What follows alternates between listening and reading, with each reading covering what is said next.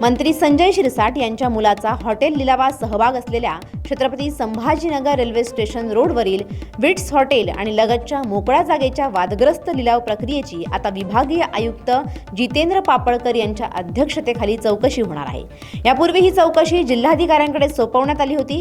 या लिलावात अनियमितता झाल्याचा आरोप विरोधी पक्षांनी केला होता। सुमारे 150 कोटी रुपयांची बाजार मूल्य असलेली मालमत्ता अवघ्या 64 कोटी रुपयात विकली गेल्याचा मुद्दा विधिमंडळातही उपस्थित झाला होता। या लिलावात पालकमंत्र्याच्या पुत्राची कंपनी सहभागी असल्याने प्रकरण अधिकच वादग्रस्त ठरलं। चौकशीसाठी आता 8 सदस्यांची उच्चस्तरीय समिती गठीत करण्यात आली आहे। त्यामुळे मंत्री संजय शिरसाटांच्या अडचणी वाढण्याची शक्यता आहे। छत्रपती संभाजीनगर विट्स हॉटेल प्रकरण पुन्हा एकदा आता चर्चेचा मुद्दा झाल्याचं आपल्याला पाहायला मिळत आहे। कारण की विभागीय आयुक्तांनी या लिलावासंदर्भाची चौकशीचा आदेश दिलेला आहे। आपण पाहू शकता हेच ते हॉटेल आहे ज्या ठिकाणी मात्र 150 कोटी रुपयाची तिचं बाजार मूल्य भाव असलेलं हे विट्स हॉटेल आहे। आणि यामध्ये मात्र ज्यावेळेस खरेदी प्रकरण चालू होतं त्यामध्ये पालकमंत्री संजय शिरसाट यांच्या मुलाचा यामध्ये सहभाग होता आणि ते कुठेतरी 64 कोटी रुपयामध्ये खरेदी करणार होते असल्या मुद्दा मात्र उपस्थित आला होता। त्याचे काही चेक देखील समोर आलेले होते।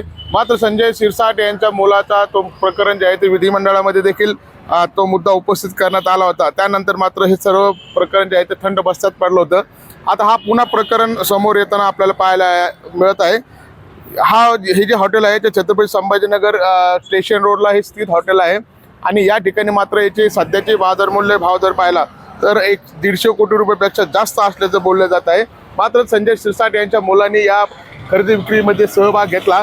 त्यानंतर मात्र कुठेतरी याची त्यानंतर पूर्ण चर्चेचा मुद्दा उपस्थित झाला। अनेकांनी देखील संजय शिरसाटांच्यावरती प्रश्न उपस्थित केले होते। त्यानंतर मात्र हे प्रकरण जे आहे ते थंड बस्त्यात पडल्याचं आपल्याला पाहायला मिळतं। मात्र आता पुन्हा एकदा विट्स हॉटेल प्रकरण पुन्हा चर्चेत येत आहे। त्याचं कारण देखील विभागीय आयुक्तांनी या पूर्ण लिलाव प्रकाराची आता चौकशी सुरू करण्याचे आदेश दिल्याचे आपल्याला पाहायला मिळत आहे। त्यामुळे पुन्हा हे प्रकरण आता चर्चेत आलं आहे। आता संजय शिरसाट यावरती काय बोलतात हे देखील पाहणं महत्त्वाचं ठरणार आहे। संजय आहेर, LS न्यूज, छत्रपती संभाजीनगर।